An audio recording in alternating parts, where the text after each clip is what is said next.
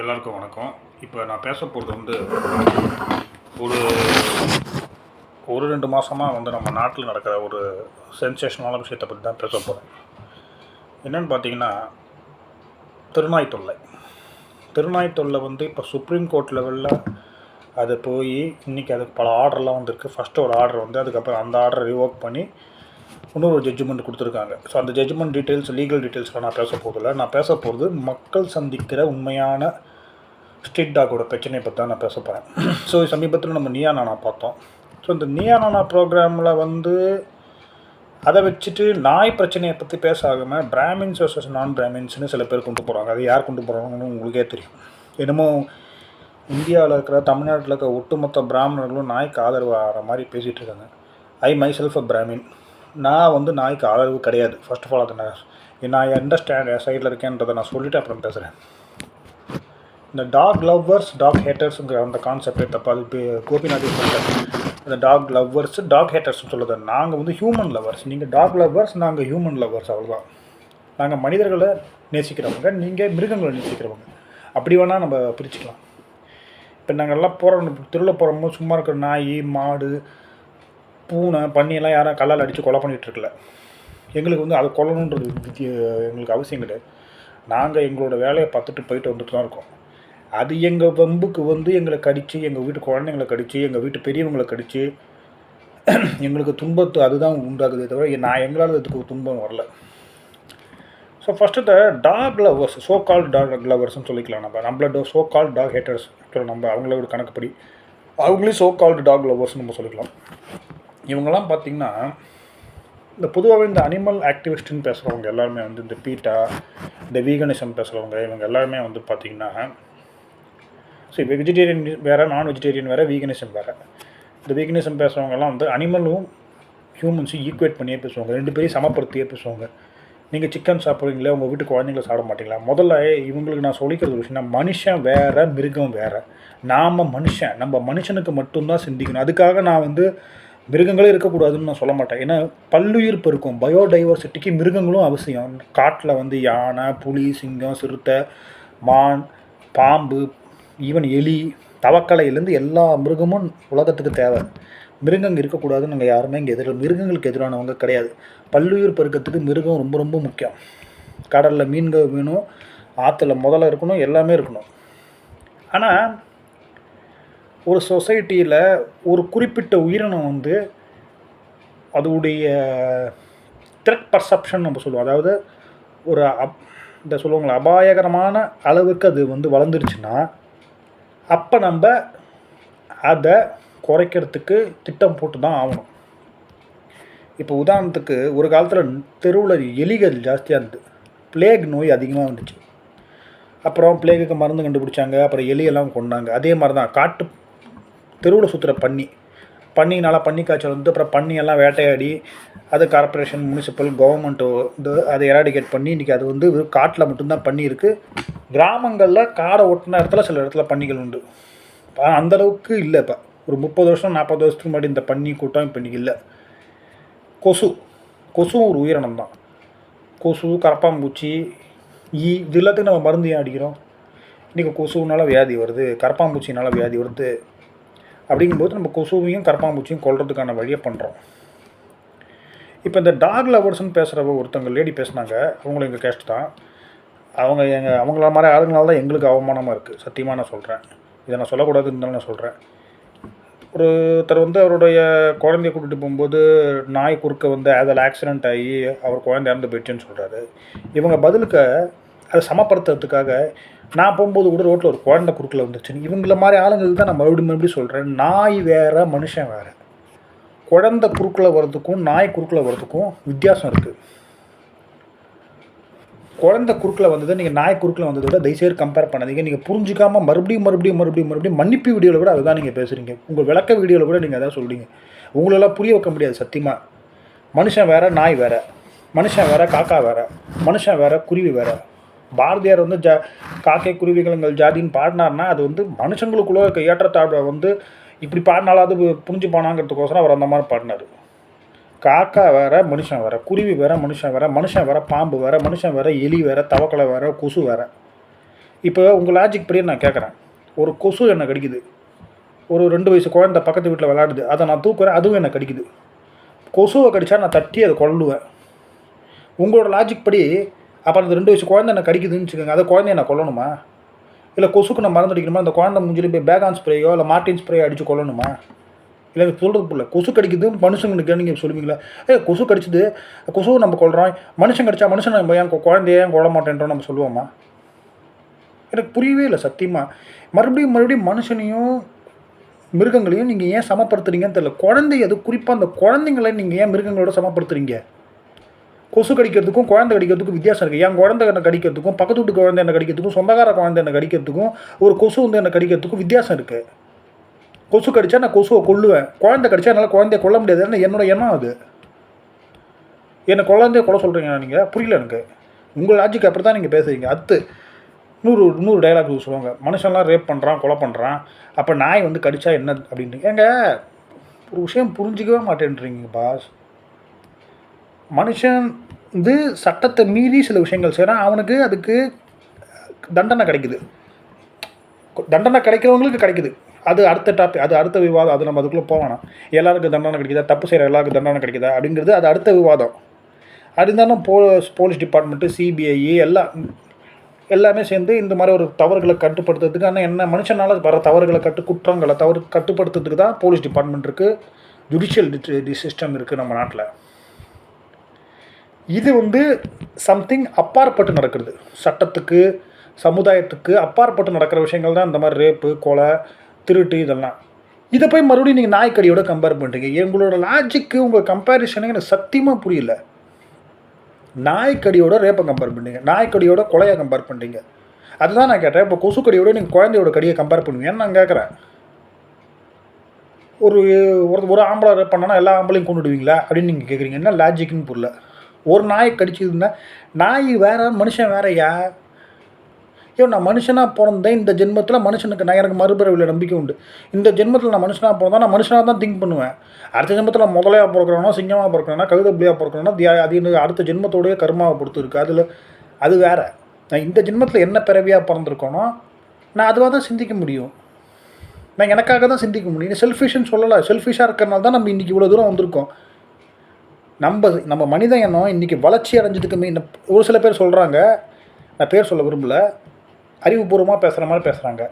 மனுஷன் செல்ஃபிஷாக இருக்கிறனால தான் மனுஷனாக இருக்கான். இன்றைக்கி மனுஷன் இவ்வளோ தூரம் வந்து இந்த உலகத்தில் ஃபுட் செயின்லேயும் சரி, இந்த உலகத்தை ஆட்டி படைக்கிற அந்த இதுலேயும் சரி, மனுஷன் டாப்பில் இருக்கிறதுக்கு ஒரே காரணம் மனுஷன் செல்ஃபிஷாக திங்க் பண்ணதுனால தான். மனுஷன் செல்ஃபிஷாக தான் திங்க் பண்ணணும். அப்போ தான் நம்ம மனுஷன். நான் போய் கொசு, பூச்சி, பூரா, கரப்பாம்பூச்சிக்கெலாம் அவங்க வந்து நான் திங்க் பண்ணிகிட்டு இருக்க முடியாது. நான் நாய், பூனை, எலி, பொறிச்சாளிக்கெலாம் இப்போ நான் திங்க் பண்ணிகிட்டு இருக்க முடியாது. நான் எனக்கு தான் திங்க் பண்ணுவேன், என் சொசைட்டி தான் திங்க் பண்ணுவேன், என் வீட்டு குழந்தைக்கு தான் நான் திங்க் பண்ணுவேன். அதோட வந்து இதில் வந்து என்ன பைத்தியகாரத்தனம். அப்போ நீங்கள் வந்து யாருமே ஆன்டிபயோட்டிக்ஸே சாப்பிடாதீங்க. வைரஸ் இருக்கட்டும், பாக்டீரியா இருக்கட்டும், எந்த வியாதி வந்தாலும் வைரஸும் ஒரு உயிரினம் தான், பாக்டீரியாவும் ஒரு உயிரினம் தான். அது நீங்கள் அதை வந்து சாவுங்கன்றேன். ஆன்டிபயோட்டிக் சாப்பிடாதீங்க. இப்போ ஃபேக்டை புரிஞ்சுக்கணும். இப்போ நம்ம ஃபேக்சுவலாக பேசுவோம். நாயை வந்து ஏபிசி கூட நான் வந்து அது வேலைக்கு ஆகாதுன்னு தான் சொல்லுவேன். அனிமல் பர்த் கண்ட்ரோல்லாம் வேலைக்கு ஆகாது. இன்றைக்கி இருக்கிற சுச்சுவேஷனில் அபாயகரமான அதை வந்து கவர்மெண்ட் தான் ஸ்டாட்டிஸ்டிக்ஸ் எடுக்கணும். இன்றைக்கி வந்து இவ்வளோ பெரிய கேஸ் ஃபார் கன்சர்ன் ஆகிருக்கு. இந்தியா முழுக்க நாய்களோட எண்ணிக்கை ஜாஸ்தியாக இருக்குது. கொஞ்சம் ஒரு 10 வருஷத்துக்கு முன்னாடி நல்ல ஞாபகம் இருக்குது, கேரளாவில் நாய் பிரச்சனைன்னு சொல்லிட்டு இருந்தாங்க. எக்கச்சக்கமாக இருந்தது நாய் பிரச்சனை, தெருநாய் பிரச்சனை. ஃபஸ்ட் ஆஃப் ஆல் இந்த தெருநாய்க்கு பற்றின ஒரு டெஃபினேஷன் கொடுக்குறேன், அது அப்புறம் தான் அடுத்து வரேன். ஸோ நாய் வந்து அதோடைய பாப்புலேஷன் இன்க்ரீஸ் ஆகிருக்கு. அதனால் வந்து என்ன பாதிப்புங்கிறத ஸ்டடி பண்ணணும். அதுக்கு ஒரே மெத்தடு வந்து கல்லிங், அதாவது கொல்றது, கருணை கொலை பண்ணுறது தான் கரெக்டான மெத்தடு. நீங்கள் ரேபிஸ் ஊசிக்கு போடுற செலவு, பர்த் கண்ட்ரோலுக்கு பண்ணுற செலவெல்லாம் விட இது கம்மி. நான் எல்லா நாயும் கொலை சொல்லலை. இப்போ இதுக்கு ஒரு எக்ஸாம்பிள் கொடுக்கணுன்னா, கங்காரு வந்து ஆஸ்திரேலியாவுடைய தேசிய விலங்கு. ஆனால் கங்காருவோட எண்ணிக்கை அதிகமாகி அதனால் மக்களுக்கு தொல்லை வருதுன்னு சொல்லிட்டு இன்றைக்கி ஆஸ்திரேலியா அரசாங்கமே கங்காருவை வேட்டையாடுறான். நீங்கள் சொல்கிறீங்களா, ஆனால் வெள்ளைக்காரன், முற்போக்கு, மேற்கத்திய நாட்டிலலாம் வந்து ஒரு மிருகம் வந்து அளவுக்கு அதிகமானா அது வேட்டையாட கவர்மெண்ட் பர்மிஷன் கொடுக்குது, அதை கொல்றதுக்கு கவர்மெண்ட் பர்மிஷன் கொடுக்குறது. கங்காருவை கொல்ல ஆரம்பிச்சிட்டாங்க. ஆஸ்திரேலியாவில் எப்பயுமே ஏதாவது ஒரு மிருகத்தால் பிரச்சனை வந்துட்டுருக்கும். ஸோ அந்த மிருகத்தை கொல்றது தப்பு கிடையாதுங்க. ஒரு மிருகத்தோடைய எண்ணிக்கை ஜாஸ்தியாகிடுச்சுன்னா அதனால் மக்களுக்கு பிரச்சனை வருது. விவசாய நிலமெல்லாம் அழிக்குது. இப்போ பெருச்சாளி, இந்த எலி, பன்னி, காட்டுப்பன்னி, கங்காரு இந்த மாதிரி மிருகங்கள்லாம் விவசாய நிலத்தை அழிக்கும். மனுஷனுக்கு அப்புறம் வந்து உணவு பஞ்சம் வந்துடும். அதுக்காக என்ன சொல்லுவான், இதெல்லாம் காலி பண்ணுமா, இந்த மிருகங்களை காலி பண்ணுன்னு தான் சொல்லுவான். அது மாதிரி தான் அமெரிக்காவில் பைசன்ஸு, காட்டெருமை, அதோட எண்ணிக்கை ஜாஸ்தி ஆயிடுச்சுன்னு சொல்லிட்டு அதையும் வேட்டையாட சொல்லி ஆர்டர் இருக்குது. அது ரொம்ப அது ஒரு எல்லாம் அப்படி வருஷம் முழுக்க வேட்டையாட முடியாது, ஒரு குறிப்பிட்ட சீசனில். அதே மாதிரி அலிகேட்டர் முதல்ல அமெரிக்காவில் வந்து ஃப்ளோரிடாவில் வேட்டையாடலாம்னு சொல்லி பர்மிஷன் உண்டு. அதுமாரி பர்மா பைத்தான் அமெரிக்காவில் இன்வாசிவ் ஸ்பீசிஸ், அதாவது பர்மாலேருந்து பெட்டனிமலாக கொண்டு போய் அமெரிக்காவில் வந்து இன்றைக்கி காட்டில் விடப்பட்ட அந்த பர்மா மலைப்பாம்பை வந்து ஒரு குறிப்பிட்ட சீசனில் வேட்டையாடலாம்னு சொல்லி கவர்மெண்ட் பர்மிஷன் கொடுத்துருக்கு. அது மட்டும் இல்லை, இன்றைக்கி இந்தியாவில் 4000 புலி காட்டில் இருக்குன்னா அமெரிக்காவில் வீட்டில் மட்டும் 12000 புலி இருக்குது. அவ்வளோ 12000 புலியை பெட்டனிமல்ஸாக வளர்க்குறாங்க அமெரிக்காவில். இந்த 12000 புலியும் நாளைக்கு தெருவில் விட்டாங்கன்னா கவர்மெண்ட்டுக்கு வேறு வழி கிடையாது. மனுஷன் உயிரை காப்பாற்ற புலியை வேட்டையாட தான் சொல்லுவான். இப்போ அந்த நிலமை வந்து இந்தியாவுக்கு வந்திருக்க மாதிரி தான் இண்டிகேஷன் எனக்கு தோணுது. பட் ஆனால் அது கவர்மெண்ட் தான் டாக்குமெண்டடாக சொல்லணும். இந்தியாவில் நாயோட தொல்லை வந்து அபாயகரமான லெவலில் இருக்கா, அது கவர்மெண்ட் ஸ்டடி பண்ணணும். அபாயகரமான லெவலில் இருக்கனால தான் நம்மளாம் இன்றைக்கி ஒரு 3 மாதம் 2 மாதமாக பேசிகிட்டு இருக்கோம் அதை பற்றி. எனக்கு தெரிஞ்சு என்னோடய நாலேஜுக்கு நான் சொல்கிறேன். But I am not strong in that subject. ஓகேங்களா? அது கவர்மெண்ட் ஸ்டடி பண்ணணும். அதுக்கு தான் நிறையா டிபார்ட்மெண்ட் இருக்குது, அவங்க தான் அதை ஸ்டடி பண்ணணும். ஸோ ப்ரிகாஷனரி மெஷர் என்னென்னா, ப்ரிகாஷனரி மெஷர்னு சொல்லக்கூடாது, நெக்ஸ்ட் மெஷர் என்னென்னா கருணை கொலை தான், வேறு வழி கிடையாது. இந்த நாய்கள் வந்து மனுஷனோட தான் ஒட்டி வாழ்ந்தது. ஒரு காலத்தில் ஓனாயாக காட்டு விலங்காக இருந்தது. இன்றைக்கி மனுஷனோட தான் இருக்குது. இன்றைக்கி மனுஷனோட தான் ஒட்டி இருக்கா. இந்த குழந்தைங்களை கடித்த நாயோட வீடியோவை நான் ரொம்ப உன்னிப்பாக கவனித்தேன். அதோட இப்போ மனுஷங்களில் வந்து கலவரம் நடக்கும்போது மாப் மென்டாலிட்டின்னு சொல்லுவாங்க. அதே மாதிரி இந்த நாய்களை வந்து கடிக்கும் மாப் மென்டாலிட்டிங்கன்னா, ஒரு கூட்டு மனுஷன்லாம் ஒன்றா கூட்டிட்டான்னா அவனுக்குள்ளே ஒரு 10 ஆள் பலம் வரும். அப்போ அவன் என்ன பண்ணுறான்னு அவனுக்கே தெரியாது. பஸ்ஸை கொளுத்துறது, ஆளை கொளுத்துறது, இந்த மாதிரிலாம் பண்ணுவாங்க. அது பேர் தான் மாப் மென்டாலிட்டி. அதே தான் நாய்களுக்கும் பேக் மென்டாலிட்டி வருது. இந்த குழந்தைங்களை கடிக்கிற நாயோட பேட்டர்ன் பார்த்திங்கன்னா, ஒரு நாய் கடிக்கலை. முன்னாடிலாம் வந்து கிராமங்களில் ஒரு நாய் கடிக்கும், ஊர்களில் ஒரு நாய் கடிக்கும். இப்போ அப்படி கிடையாது. ஒரு நாய், ஆல்ஃபா மேல் மாதிரி ஒரு நாய் இருக்குது. உல்ஃபில் வந்து சொல்லுவாங்க ஆல்ஃபா மேல், ஆல்ஃபா ஃபீமேல். அதெல்லாம் வேட்டையாடும் போது ஆல்ஃபா மேலோட ஃபீமேலோட தலைமையில் தான் வந்து இந்த மொத்த பேக்கும் வேட்டைக்கு போவோம். ஒரு மான் பெருசாக இருக்கும். அந்த மானை வந்து இந்த ஆல்ஃபா மேல் தான் ஃபஸ்ட்டு துரத்தி கடிக்கும். அதுக்கப்புறம் மற்ற நாய்களை அது சப்போர்ட் பண்ணுறதுக்கு கடிக்கும். அதே மாதிரி தான் இந்த குழந்தைங்களை கடிக்கிற நாயோட பேட்டர்னை பார்த்தா நம்ம ஸ்ட்ரே டாக்ஸ் ஃபெரல் டாக்ஸாக மாறிட்டு இருக்கு. ஃபெரல் டாக்ஸுக்கு நல்ல ஒரு டிவிஷன் அப்புறமா சொல்கிறேன். ஸோ அந்த குழந்தைங்களை கடிக்கும்போது ஒரு நாய் கடிக்கல, 4-5 நாய் கடிக்குது. இதோட பிஹேவியர் எனக்கு பார்த்தா அதோடைய நேச்சுரல் இன்ஸ்டிங்க்ட் அது திரும்பிட்டுருக்கு. எவால்யூஷனில் பரிணாம வளர்ச்சியில் அது பின்னோக்கி போயிட்டுருக்க மாதிரி எனக்கு தோணுது. இன்றைக்கி இருக்கிற சுச்சுவேஷனில் நாய்கள், தெருநாய்க்கள் பின்னோக்கி போயிட்டுருக்கு. அது அதோடைய பழைய வேட்டை குணத்துக்கு போகிற மாதிரி தான் எனக்கு தோணுது. காமராஜபுரம் ஏரியா, ஈஸ்தாம்பரம் கிட்ட, அதுவும் பிராமின்ஸ் வாழ்கிற ஏரியா தான். அங்கே எக்கச்சக்க நாய் இருக்குது. இவங்க சொல்கிறாங்களா பிராமின்ஸ் வாழ்கிற ஏரியாவில் நாய் கிடையாது. நம்ம மடிப்பாக்கம் பிராமின்ஸ் வாழ்கிற ஏரியா எக்கச்சக்க நாய் இருக்குது. காமராஜபுரம் எக்கச்சக்க நாய் இருக்குது. அங்கே பிராமின்ஸ் வாழ்கிற ஏரியா, இங்கே சங்கர வித்யாலயா ஸ்கூலை சுற்றி அங்கெல்லாம் நாய்ங்க கூட்டமாக கண்ணுக்குட்டியை அட்டாக் பண்ணி கண்ணுக்குட்டியை கொன்று போடுதுங்க. ஒரு கண்ணுக்குட்டியை கொல்றதுன்னா அது கிட்டத்தட்ட வேட்டையாடுறதுக்கு சமானம் தான். கொஞ்சம் நேரம் கழிச்சு அதுவே வந்து தின்னும். அந்த கண்ணுக்குட்டி பாடி அங்கே இருந்ததுன்னா வேறு யாரும் மனுஷங்க அதை டிஸ்டர்ப் பண்ணணும்னா கொஞ்சம் நேரம் கழிச்சு அந்த கொன்று போட்ட கண்ணுக்குட்டியை அதுவே தின்னும். இதுக்கு பேர் தான் வேட்டை குணம். இது வந்து கிட்டத்தட்ட சிங்கம், புலி, சிறுத்தைக்கு ஈக்குவலாக வந்துருச்சு இல்லை. இப்போ உங்கள் நாய் வந்து காட்டு நாய் மாதிரி, ஓநாய் மாதிரி கிட்டத்தட்ட அதுக்கிட்ட வந்துட்டுருக்குது. இதே நாளைக்கு ஒரு குழந்தை மாட்டினா 4-5 சேர்ந்து பிச்சு போட்டுரும். ஒரு வயசான கிழவனோ கிழவியோ மாட்டினா 4-5 சேர்ந்து ஒரு 10-5-6 நாய் சேர்ந்து பிச்சு போட்டுரும். அதுக்கப்புறம் அப்படியே விட்டுட்டு போனீங்கன்னா மனுஷங்கனால இப்போ உடனே அதை போலீஸ்லாம் வந்து எல்லாத்தையும் இது பண்ணுவாங்க. இதே விட்டுட்டு பேச்சு சொல்கிறேன், நீங்கள் விட்டுட்டு போனீங்கன்னா ஒரு 1/2 மணி நேரம் கழிச்சு வந்து பாருங்கள் எல்லாம் நல்லா அழகாக உட்காந்து சாப்பிட்டுருக்கோம். It is becoming a pack, அதாவது it's becoming a feral dog. Feral டாக்னா வைல்டு பட் ஆனால் இந்த மனுஷன் வாழ்கிற ஏரியாவுக்கு வர ஒரு wild animals, feral dogs, feral cats எல்லாம் சொல்லுவோம் நம்ம. அந்த மாதிரி நம்ம ஊர் நாய்ங்க மாறிட்டுருக்கு. எல்லா நாயும் மாறல, நான் அதையும் சொல்லிட்டேன். ஆனால் எனக்கு என்னமோ அது மாதிரி மாறிடுமோன்னு பயமாக இருக்குது. ஸோ இப்போ இருக்கிற ஒரே ஒரு மெஷர் வந்து, இப்போ எங்கள் தெருவிலே பார்த்தீங்கன்னா ஒரு நாய் 2 நாய் வந்து போய் 4-5 நாய் இருக்குது சார் ஒரு தெருவில். நான் கம்மி, எங்கள் தெரு ரொம்ப சின்ன தெரு, அதனால சொல்கிறேன். எல்லாம் ஒரு காலத்தில் 4-5 நாய் இருந்த தெருவில் இன்றைக்கி 10-20 நாய் இருக்குது. இப்போ அடுத்து நாயை பற்றி நம்ம பேசியாச்சு. அடுத்து இதனால் பாதிப்பான மனுஷங்களை பற்றி பேசுகிறோம். ஸோ இந்த டாக் லவர்ஸ்ன்னு சொல்கிற பெரும்பான்மையான வந்து எலைட் கிளாஸ் தான். அது நமக்கு சும்மா திரும்ப இந்த பிராமின்ஸு, எலைட் கிளாஸு, அப்பர் கிளாஸ்லாம் சொல்ல வேண்டாம், அது விட்டுருங்க. என் பிராமின்ஸில் பிச்சைக்காரன் கிடையாது. பிராமின்ஸில் சமையல் வேலைக்கு போய் 3 வேளை தினமும் சமையல் வேலையில் போய் அடுப்பு முன்னாடி நின்று சமைச்சு சாப்பிட்றவங்க கிடையாது. பிராமின்ஸில் வந்து அன்னடங்கட்சி அவனும் கிடையாது. சும்மா உடனே சொல்லுவாங்க பிராமணர்லாம் கோடி சொல்லணாக்கா அம்பானியாக இருக்கான் அதானியாக இருக்கான்னு முட்டா பசங்க பேசிகிட்டு இருப்பானுங்க, அதை விட்டுருங்க. இன்றைக்கி வந்து elite class, middle class, lower class. Middle கிளாஸும் லோயர் கிளாஸும் தான் இந்த டாகால் இம்பேக்ட் ஆகுது, ஸ்ட்ரீட் டாக்ஸ்னால். இன்றைக்கி வந்து ஸ்விக்கி, சொமேட்டோலாம் நைட்டு மிட் நைட் 1 மணி 2 மணி வரைக்கும் நம்ம வந்து டெலிவரி பண்ண வேண்டியதாக இருக்குது. 1 மணி 2 மணிக்கு டெலிவரி பண்ணுறவனா நாய்க்கு துரத்தி கிடைக்குது. ஸ்கூலுக்கு நடந்து போகிற சின்ன குழந்தைங்கன்னா நாய் கிடைக்குது. வயசானவங்க வாக்கிங் போனால் கிடைக்குது. காய்கறி வாங்க போனால் கிடைக்குது. இது வந்து வயசானவங்களால் ஓட முடியாது. இப்போ எங்கள் அம்மா மாதிரி வயசானவங்களாம் எப்படி ஓடுவாங்க? முட்டிக்கால் வலி இருக்குது அவங்களுக்கு.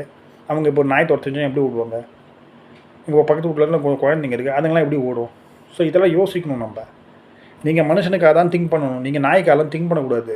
நீங்கள் நாய்க்கு திங்க் பண்ண ஆரம்பிச்சிங்கன்னா நான் உங்களோட மோசமானவன், ஒரு லெவல் மேலே போய் கொசு, பாக்டீரியா, வைரஸ்லாம் திங்க் பண்ணி கோர்ட்டில் ஒரு கேஸ் போட்டுருவோம். ஆன்டிபயோட்டிக் யூஸ் பண்ணக்கூடாது, பாக்டீரியா, வைரஸ்லாம் சாகடிக்கக்கூடாது, அது பாட்டுக்கு உடம்புல வந்தால் வியாதி பெருகி நம்ம செத்து போயிடலான்னு. இன்னும் மோசமாக போச்சுன்னா சிங்கம் புலிக்கெலாம் நான் வந்து சப்போர்ட் பண்ணி அமைச்சு எல்லாத்தையும் தெருவில் விட்டுருவேன் நான் கொண்டு வந்து. தயவுசெய்து இந்த மாதிரிலாம் பண்ணாதீங்க. நாய்க்கு சப்போர்ட் பண்ணாதீங்க, நீங்கள் மனுஷனுக்கு தான் சப்போர்ட் பண்ணணும். மனுஷன் நம்ம மனுஷனுக்கு மட்டும்தான் சப்போர்ட் பண்ணணும். நீங்கள் கல்யாணம் பண்ணல, உங்களுக்கு குழந்தை இல்லைங்கிறதுக்கோசரம்னா நாய்க்கு சப்போர்ட் பண்ணாதீங்க. நீங்கள் கல்யாணம் பண்ணலங்கிறது உங்கள் பர்சனல் டெசிஷன். நீங்கள் கல்யாணம் பண்ணாமல் குழந்தை இல்லாமல் இருக்குன்றதுக்காக நாய் என் குழந்தை, நாய் என் புருஷன், நாய் என் சொந்தக்காரன்லாம் சொல்ல முடியாது. நாளைக்கு புலி என் சொந்தக்காரன், புலி என் புருஷன், புலி என்னோடய சிங்கம் வந்து என்னோடய பொண்டாட்டின்னு சொல்லிட்டு நான் 10 சிங்கத்தை கூட்டின்னு வந்து வீட்டில் உட்கார வச்சுட்டுமா? இல்லை அதுக்கு அரசாங்கம் அனுமதிக்குமா? என்னங்க பேசுகிறீங்க நீங்கள்? தயவுசெய்து கொஞ்சம் சென்சிபிளாக யோசிங்க, யாராக இருந்தாலும் சொல்கிறேன். அடுத்து ஃபெரல் டாக்ஸாக மாறிட்டுருக்கு. அதோடய ஃபெரல் நேச்சருக்கு ஆல்மோஸ்ட் மாறிடுச்சு. கொரோனா டயத்தில் என்னன்னு தெரில. இப்போ கருணை கொலை மட்டும்தான் அதுக்கு ஒரே ஆப்ஷன். அது கவர்மெண்ட் தான் அந்த ஸ்டாட்டிஸ்டிக்ஸ் எடுத்து எவ்வளோ எவ்வளோ பர்சன்டேஜ் நம்ம குறைக்கணுங்கிறத கவர்மெண்ட் தான் டிசைட் பண்ணணும். அதுக்கு எக்ஸ்பர்ட்ஸ் இருக்காங்க. எக்ஸ்பர்ட்ஸோட பேசி, ஈவன் அனிமல் வெல்ஃபேர்லேருந்து கூட எக்ஸ்பர்ட்ஸ் வரட்டும், எல்லாரோடையும் சேர்ந்து பேசி இதுக்கு என்ன சொல்யூஷன்றதை பாருங்கள். அப்படி இது செட் ஆகலை, எனக்கு தெரிஞ்சு ஏபிசி வேக்சினேஷன் இதெல்லாம் வந்து இந்தியா மாதிரி வளரும் நாடுகளுக்கு இது வளர்ச்சியை வந்து தடை பண்ணணும்.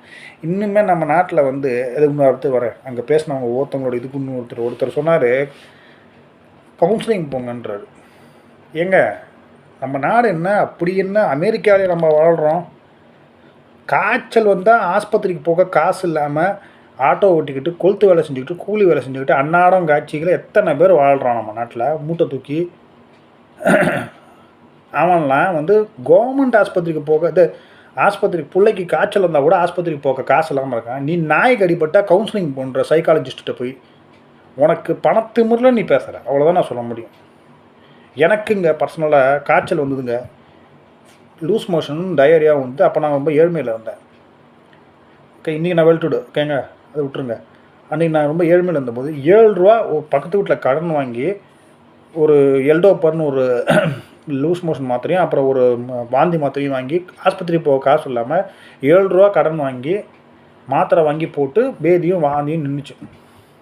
இன்னும் என்னோட நிலைமையில இன்றைக்கி நிறைய பேர் இருக்கான். இன்றைக்கி நான் பணக்காரனாக இருக்கலாம், ஆனால் இப்போ நிறையா பேர் என் நிலைமையில் இருக்கிறான். அவனுக்காக தான் நான் திங்க் பண்ண முடியும். ஏழை பாழைக்கு ஒரு 100 ரூபா 200 ரூபா ஊசி போடுறதுக்கு, வேக்சினேஷனுக்கு எவ்வளோ செலவாகுது? இல்லை கவுன்சிலிங் வர போகணுமா இவருக்கு? டாக்டர் நாயை பார்த்து பயப்படக்கூடாதான், இதுக்கு கவுன்சிலிங் பண்ணுமா? நீ வந்து யாரை நீ யாருக்காக பேசிகிட்டு இருக்க?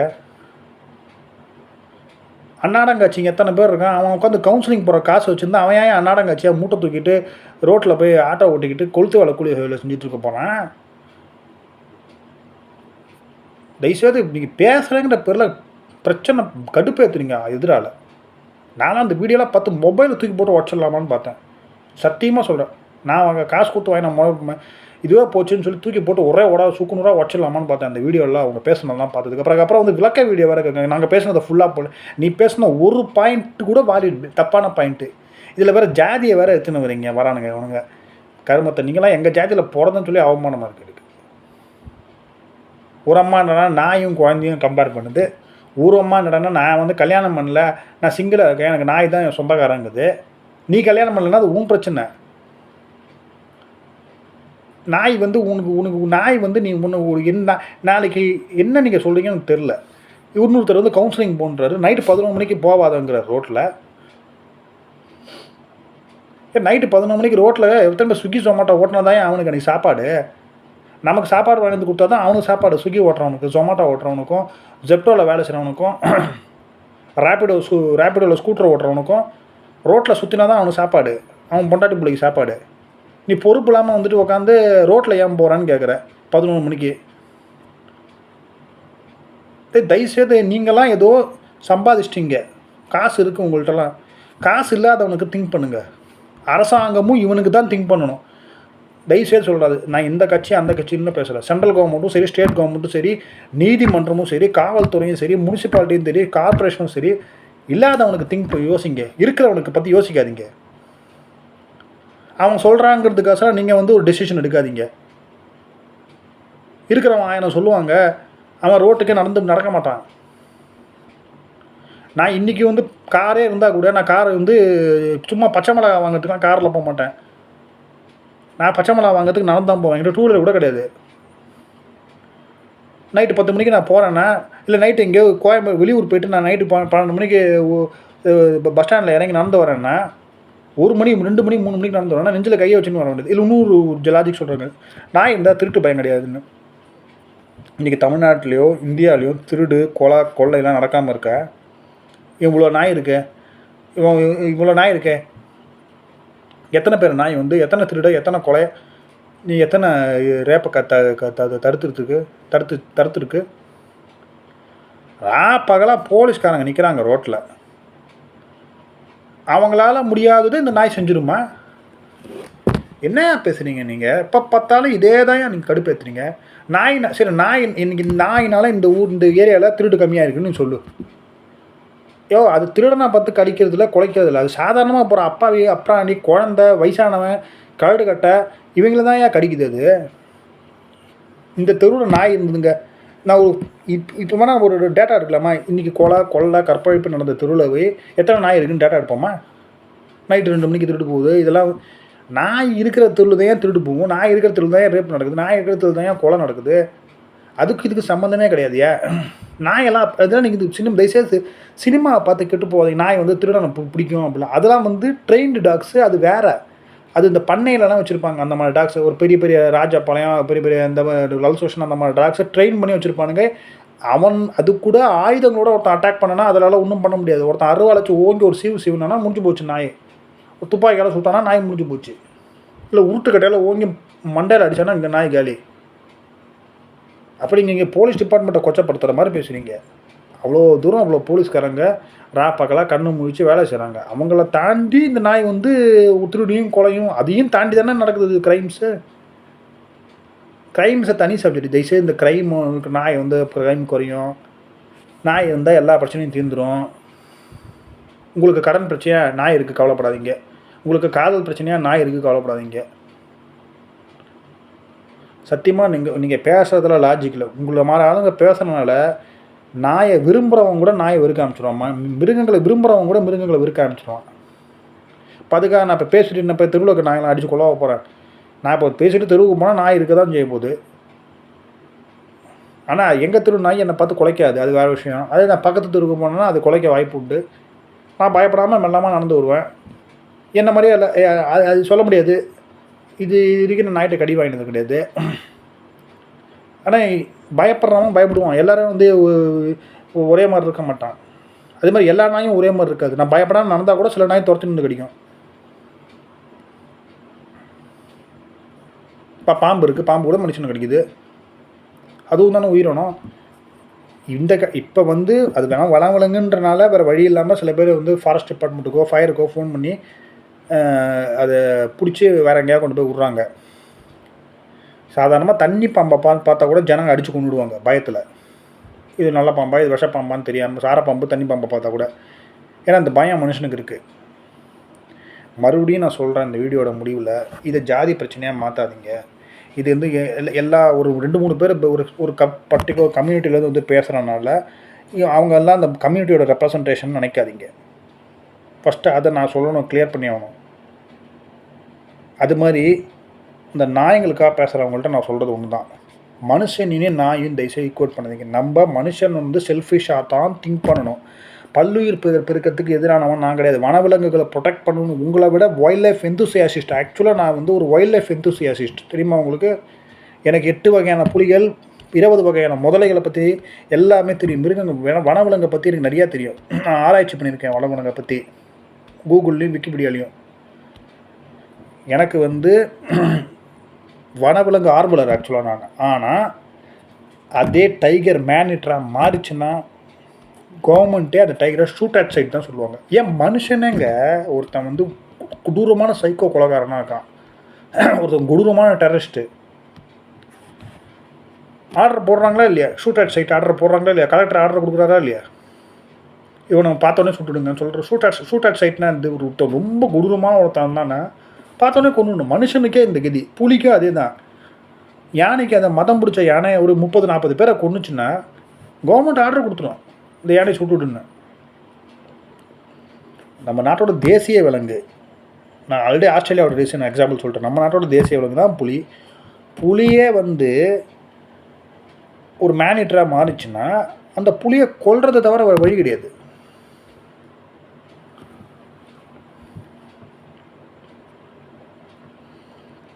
ஏன்னா மேனிட்டராக ஒரு புலி மாறுதுன்னா அது வந்து உடம்பு சரியில்லாமல் போய் அதுக்கு மேலே அதால் நேச்சுரலான பிறையை வந்து வேட்டையாட முடியாத சுச்சுவேஷன் போது மனுஷன் மாதிரி ஈஸியான பிறையை தான் அது வேட்டையாட பார்க்கும். அப்போ அது வேறு வழி கிடையாமல் அதை கொண்டு தான் ஆகணும். அது மாதிரி தான் நான் மறுபடியும் சொல்கிறேன். நான் நாயெல்லாம் கொல்லணும்னு கூட சொல்ல, டேட்டா எடுங்க, தேவைப்பட்டால் இதை இம்ப்ளிமெண்ட் பண்ணுங்கள். தேவைப்படும்ங்கிற நம்பிக்கை எனக்கு இருக்குது. ஏன்னா இப்போ இருக்க சுச்சுவேஷன் வந்து அலார்மிங் சுச்சுவேஷன் சொல்லுவாங்க, அந்த லெவலில் தான் நம்ம இருக்கோம். அதெல்லாம் அரசாங்கம் தான் பண்ணணும். இது நான் வந்து அரசாங்கத்துக்கு எதுவும் ஆர்டர் போட முடியாது. அரசாங்கம், கோர்ட்டு இவங்க தான் வந்து என்னன்றதை பார்க்கணும். இது இப்போ தேவையா? இப்போ வந்து ஏபிசி ஒர்க் அவுட் ஆச்சா? ஏபிசி வந்து எஃபெக்டிவாக இருந்துச்சா? ஏபிசினால் என்ன இம்பேக்ட் இருக்குது? இல்லை ஏபிசி ஒத்து வரல, மைல்டு லெவலில் அட்லீஸ்ட் மைல்டாக ஒரு ஸ்மால் ஸ்கேலில் நம்ம வந்து இதை இம்ப்ளிமெண்ட் பண்ணி பார்ப்போம். நான் மொத்த இந்தியாவில் அத்தனை திருநாயும் கொள்ளுன்னு கூட சொல்ல. ஒரு குறிப்பிட்ட ஊரில் இந்த கிராமத்தில் இந்த நகரத்தில் திருநாய் ஜாஸ்தியாக இருக்குது, இங்கே கடி ஜாஸ்தியாக இருக்குது. ஃபஸ்ட்டு அது ஒரு டேட்டா எடுங்க. இப்போ உதாரணத்துக்கு இந்த இந்தியாவில் உத்தரப்பிரதேசத்தில் முசாஃபர் நகரில் ஒரு கிராமத்தில் நாய் கடி ஜாஸ்தியாக இருக்குன்னா அந்த ஏரியாவிலேருந்து ஸ்டார்ட் பண்ணுங்கள். தமிழ்நாட்டில் எங்கேயோ ஒரு மூலையில் ஒரு நாகர்கோயிலில் ஏதோ ஒரு ஊரில் நாய்க்கடி ஜாஸ்தியாக இருக்குன்னா அங்கேருந்து ஸ்டார்ட் பண்ணுங்கள். ஃபஸ்ட்டு ஒரு இது இம்ப்ளிமெண்ட் பண்ணி பாருங்கள். அதுக்கப்புறம் அதோட ரிசல்ட் என்ன பார்த்துட்டு மொத்த இந்தியாவிலையும் இம்ப்ளிமெண்ட் பண்ணதை பாருங்கள். கொஞ்சம் கொஞ்சமாக பண்ணுங்கள். நான் ரொம்ப ஒரே நாளில் போய்ட்டு துப்பாக்கி எடுத்து அதெல்லாம் நாயும் சுடுன்னு நான் சொல்லவே இல்லை. அது கூட சுடுறதுனால இப்போ கிடையாது. இப்போலாம் வந்து கருணை கொலை ஒரு பெயின்லெஸ் டெத்து தான். சில இன்ஜெக்ஷனை போட்டு அதை எத்துனேசியாம்பாங்க, அதை கருணை கொலை பண்ணிடுவாங்க. அதை சைலண்ட் இது பெயின்லெஸ் கில்லிங், அதை ட்ரை பண்ணுங்கள். ஏன்னா இந்த இந்தியா மாதிரி கண்ட்ரிலாம் வந்து க்ரோத்தை ஃபோக்கஸ் பண்ணணும். இப்போ நேரம் உட்காந்துட்டு நம்ம காசு கட்டிங்க தான் ஃபோக்கஸ் பண்ணணும். ஆக்சுவலாக அன்னெசரியான செலவுக்கெலாம் நம்ம பண்ணிட்டு இருக்கோம். அன்னெசரி நான் சொல்கிறேன்னா, நீங்கள் தேவையில்லாமல் ஏதோ யாருக்காக நம்ம வந்து நாயை வச்சுக்கணும்னு வேறு வழியிலே நாயை வச்சுக்கிட்டு அதுகிட்ட கடியை வாங்கிட்டு நாய்க்கும் வேக்சினேஷன் போடணுமா, மனுஷனுக்கும் வேக்சினேஷன் போடணுமா, அந்த வேக்சினேஷனோட காஸ்ட் என்ன, அப்புறம் ஐஜிஜியோட காஸ்ட் என்ன, இதெல்லாம் தேவையில்லாத செலவு நமக்கு. ஸோ யோசிங்க, அரசாங்கங்கள் யோசிக்கணும். தயவுசெய்து நாய் லவ் பண்ணுறேன்னு சொல்லிட்டு வந்து உங்கள் சைடு ஏதாவது ஒரு பாசிட்டிவான விஷயங்கள் இருந்தால் மட்டும் நீங்கள் எடுத்து வைங்க. எல்லாரோட கருத்து இங்கே முக்கியம். ஆனால் கருத்து வைங்க, கண்டதை கழிச்சு வைக்காதீங்க, தயவுசெய்து சொல்கிறேன். அண்ட் ஃபைனலாக ஒன்று சொல்லிக்கிறேன். சும்மா அந்த ஒரு கம்யூனிட்டியை வந்து எதாக இருந்தாலும் ஒரு கம்யூனிட்டி தலையிலே மிளகா அரைக்கிறது வைக்காதீங்க. உங்கள் வீட்டில் ஏதாவது எது நடந்தாலும் நான் உனைவன் தான் காரணம். தயவுசெய்து அந்த மாதிரிலாம் பண்ணாதீங்க. ஒரு கம்யூனிட்டியெல்லாம் வந்து ஸ்டீரியோடைப் பண்ணாதீங்க. ஒருத்தர் 2 பேர் பேசுகிறான்னா கிறுக்குத்தனமாக அது ரொம்ப நாளாக நடக்குது மீடியாவில். குறிப்பிட்ட எங்கள் ஒரு கம்யூனிட்டிலேருந்து பைத்தியகாரமாக வந்து பேசிட்டு போகிறானுங்க. அந்த கம்யூனிட்டியில் சென்சிபிளாக பேசுகிற ஆளுங்களை மீடியாவில் ஏற்றுறதில்ல. பாலிடிக்ஸ் ஆகட்டும் எதாகட்டும். இப்போ கிஷோர் கே சுவாமின்னு ஒருத்தர் இருக்கார். அவர் பிராமின் கம்யூனிட்டியில் நல்ல அறிவாளி. அவரை மேடை ஏற்ற மாட்டானுங்க மீடியாவில். டிபேட் ஷோவிலையோ இல்லை வேறு ஏதாவது ஒரு பைட்லேயோ இந்த மாதிரி பெரிய பிரபலமான மீடியாவில் ஏற்ற மாட்டாங்க. இவங்க ஏற்றுறது ஃபுல்லாக நான் பேர் சொல்ல விரும்பல, தத்தி முண்டங்களாக ஏற்றிட்டு இந்த கம்யூனிட்டியில் இருக்கவனா இப்படி தான் பைத்தியக்கார மாதிரி பேசிகிட்டு இருப்பான், இந்த கம்யூனிட்டியில் இருக்கவனா இப்படி தான் மனுஷங்களுக்கு எதிராக பேசிகிட்டு இருப்பான், இந்த கம்யூனிட்டியில் எவனுமே சென்சிபிளாக நீங்கள் ஏற்றுற ஆள் நீங்கள் ஓன்ட்டு இந்த கம்யூனிட்டி டீக்ரேட் பண்ணுறதுக்கு தான் நீங்கள் ஏற்றுறீங்க. இது தனி டாபிக், நான் பேசுகிறேன் ஒரு நாள். நன்றி.